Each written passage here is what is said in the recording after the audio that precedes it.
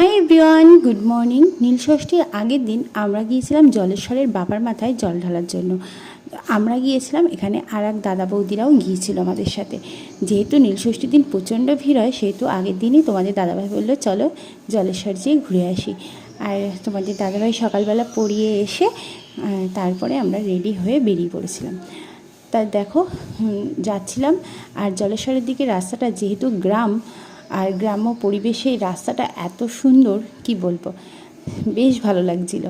রোদ্দুরটা খুবই কম ছিল, খুব একটা কষ্ট হচ্ছিল না। আর দেখো চলে এলাম জলের নিচে জলেশ্বরের মন্দিরে। এই যে মন্দির দেখতেই পাচ্ছ, তো আমি এখানে দাঁড়িয়েছিলাম। আর তার মধ্যে আরও একটা কাণ্ড ঘটে গেছে। তোজোকে নিয়ে দাঁড়ানোর পরে তোজো সাইলেন্সারে, গাড়ির সাইলেন্সারে পাটা একটু পুড়ে গেছে।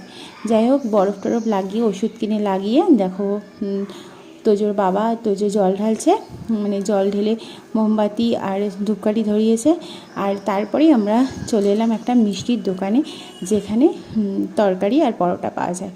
যেহেতু আমরা সবাই মানে উপোস করেছিলাম, উপোস বলতে তোমাদের দাদাভাই উপোস করেছিল, আর সবাই হালকা খেয়েছিলাম বাড়ি থেকে, তাই পুরো পরোটার তরকারি নিয়ে নিলাম, একটু মিষ্টিও খেয়ে নিলাম মিষ্টির দোকান। আর জলেশ্বরে যারা গেছো তারা জানো যে এই সময় অনেক বড় মেলা বসে, তো আমরা ভাবলাম একটু মেলাটাও ঘুরে আসি।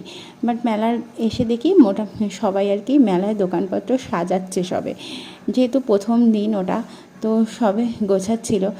আর একটু দেখলাম বেশ মেলা যেমন হয়, মেলায় যা যা বসে সেগুলোই বসেছে, বাচ্চাদের খেলনা। তো এই পুতুলগুলো আমার বেশ ভালো লাগছিল।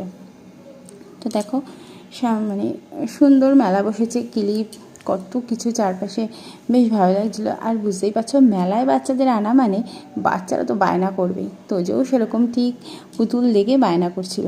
গাড়ি তো প্রচুর আছে, গাড়ির ওর অভাব নেই, বাট পুতুলও থাকলেও কি হবে, পুতুল ওর হঠাৎ করে পুতুলের খুব পছন্দের, ফুলগুলো কি সুন্দর লাগছে। তো পুতুল পছন্দ হওয়াতে ও বললো পুতুল নেবে। আমি বললাম যে এখান থেকে নিতে হবে না, বাজার থেকে নিতে, কিন্তু সে মোটেই শোনে না। তাই আর কী করার, আমরা জোর করে ওকে নিয়ে আসলাম। আর দেখো বাবার মাথায় জল ঢালার জন্য কত বড় বাঁক নিয়ে যাচ্ছে।